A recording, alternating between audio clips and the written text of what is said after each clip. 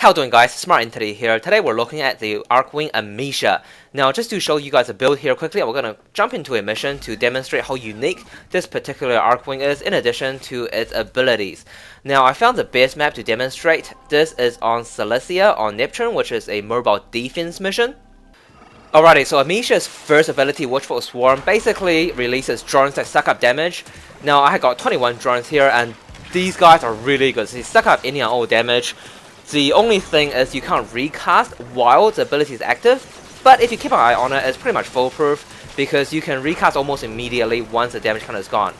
The second ability, Benevolent Decoy, is literally one of the best abilities of any archwing, and that is, it has two spheres. The middle sphere sucks up damage, while anything in the larger sphere that is an ally or an object, as we can see with this mobile defense target, get healed from that damage. So we're gonna have a look at it. So we got a smaller sphere there, and we got a bigger sphere here. So the smaller sphere suck up damage, and anything in the bigger sphere basically gets healed. To date, I kind of feel every archwing have a somewhat borderline useless to minimal use ability.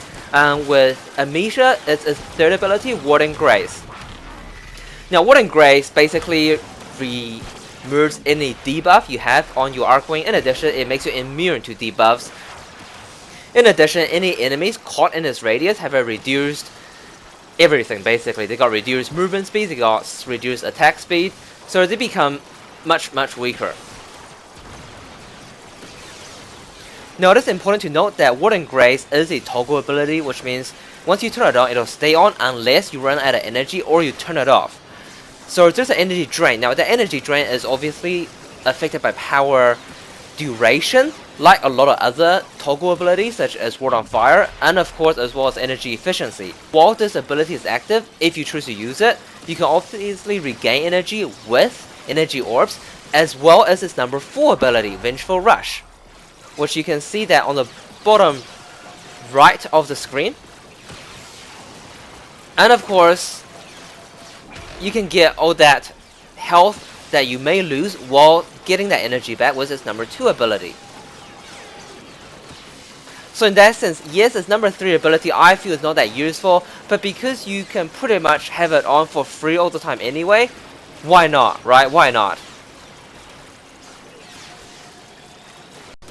Now at this point, it may seem Amesha is pretty much invulnerable, and it is, right? And its 4th ability just kind of is icing on the cake.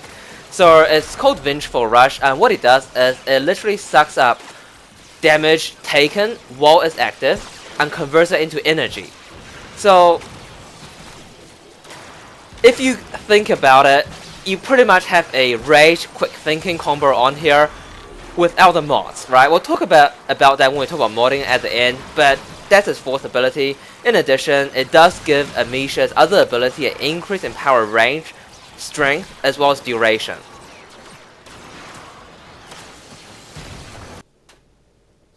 Now I wish there were a lot of explanation I can give you guys for this build, but unfortunately there's only so many mods with archwings, and it doesn't really take much to figure out the build.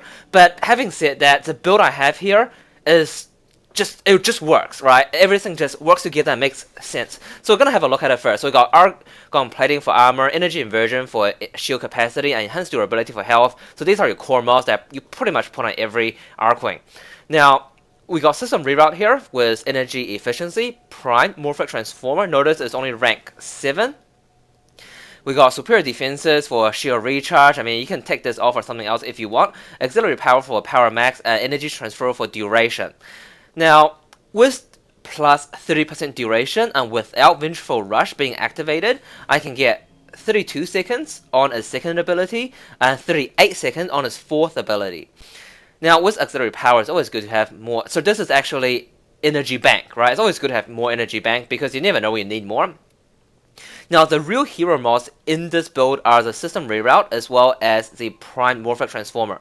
So its first ability, Vengeful Swarm, the amount of drones increases as your power strength increases. So if you have a max morphic transformer, you'll probably get more drones, right? So if you compare that to your sort of rage, quick thinking that's pretty much your buffer. So that's pretty much your quick thinking at work, right? Now, its second ability, Benevolent Decoy, is benefited again by this power strength, where the amount of healing you get is increased, or the amount of healing multiplier you get is increased by power strength. Now, duration obviously affects the duration that the bubble is there for, and the bubble size is affected with power range. Now, notice that didn't put power range on there, and that's because if you guys just go back to the video, you'll see the bigger bubble, i.e. the healing range, is pretty humongous without any increase in power range anyway, so I just didn't see the need of putting it on there. Now, the third ability, Warding Grace, so that one obviously, again, is the status remover, the status immunity, as well as slowing enemy movement speed and attack speed. Obviously, if you put a range mod on there, that range is going to increase. But I didn't feel that was necessary because, I mean, I'm not going to pretend I know the amount of meters that is affected by with whatever mod, but at baseline it's 400 meters, right? Now Archwing, yes, to be fair, it has pretty big maps to begin with, but you're not really going to use this particular warframe on interception missions, right? Because Itzel with its instant transmission teleportation ability is just superior for interception. So for your mobile defense missions, I reckon 400 meter is pretty big to begin with, and that's radius. So if you double that, that's 800 meters diameter, right? So I think it's pretty big to begin with anyway. So I just don't see the point of putting a range mod on there. Obviously, if you were to put a range mod on there, I'll say just get rid of superior defenses because shield recharge is pretty insignificant. And of course, the speed debuff is affected again by this power strength, so you need that as well. And its fourth ability, Vengeful Rush. So the duration is affects how long it's there for, and with my build you get 38 seconds. And this is the ability that's gonna give you your, I suppose, rage part, where you increase energy when you take that damage. And of course, system reroute really helps a lot because it decreases the amount of power you need to cast this. So you get a lot more energy in order to cast your number 1 and number 2 ability, which is kind of your quick thinking part. So number 1, you get those drones as a buffer. Number 2, you literally get healed up. So that's your sort of quick thinking part. If number 4 is your rage part. And power strength just adds to the amount of energy you get, not unlike energy vampire. So just to recap, you get your sort of core survival mods, you get your power number 1 and power number 2 as your sort of survivability with quick thinking equivalent. The number 4 is where you're going to get that energy. Now, do keep in mind, you do still take damage while number 4 is active, but you get that energy, so that's your rage part to power up number 1, number 2. Morphic Transformer just makes everything that much more efficient, that much more better. Auxiliary Power is that energy bank. Energy Transfer just makes everything last that much longer. So overall, Amesha, in a way, it's like a hybrid between Frost and Trinity. It's like Trinity because it heals, it has a somewhat equivalent energy vampire. It's like Frost because it's number 2 ability, even though it doesn't protect the target against fire, it does heal it. So in a sense, it does allow that sort of Frost niche where it's good for defense / mobile defense targets. So Amesha covers a very important and unique role in those defense / mobile defense missions where previously none of the other archwings are really good at.